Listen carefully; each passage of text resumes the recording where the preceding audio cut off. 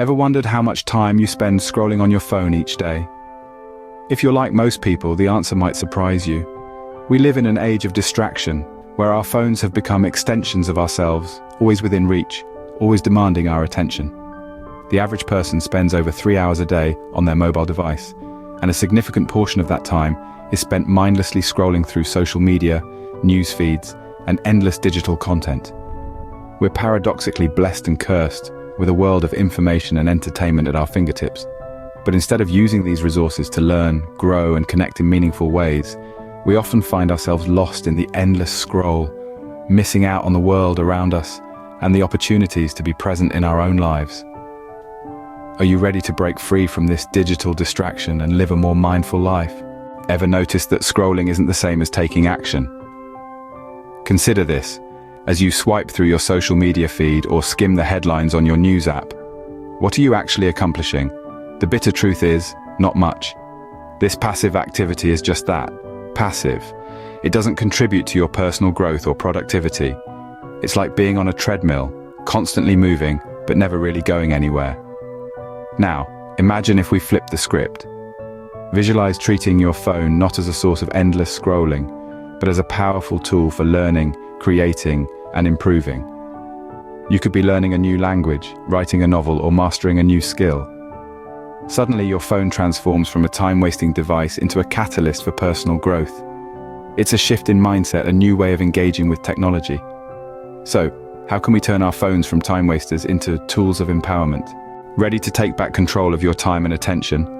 Let's delve into some practical steps you can implement to reduce mindless scrolling. Firstly, setting time limits on your apps can be a game changer. Most smartphones today come with built-in screen time management tools. Use them to set daily limits for the apps you find most distracting. Once you've hit your limit, the app will lock for the rest of the day. It's a gentle but firm reminder to disengage. Next, let's talk about notifications. These pesky pop-ups can be the biggest culprits in pulling us into the scrolling vortex. Go through your apps and turn off unnecessary notifications. Ask yourself, does this app need to have the power to interrupt my day? If the answer is no, turn those alerts off. Then, there's the Do Not Disturb feature. Many of us forget it even exists on our devices. Use it to your advantage during work hours or when you're engaging in mindful activities. This feature can help you create a virtual barrier between you and the digital world, allowing you to focus on the task at hand. Lastly, consider dedicating specific time slots for phone use. Instead of reaching for your phone every few minutes, set aside particular times during your day for checking emails, messages, or social media. It could be during your coffee break, after lunch, or before bedtime. This approach helps to contain your digital activities within set boundaries, preventing them from spilling over into your entire day. Implementing these steps doesn't mean you're cutting off from the digital world. Instead, you're establishing a healthier relationship with your devices. You're telling your phone, "You're an important tool in my life, but you don't control me."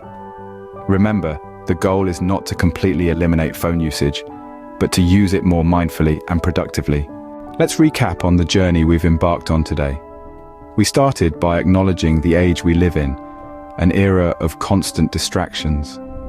We're often caught in a loop of mindless scrolling, losing precious moments of our lives to the virtual world. We then shed light on the stark contrast between passive scrolling and active usage of our devices.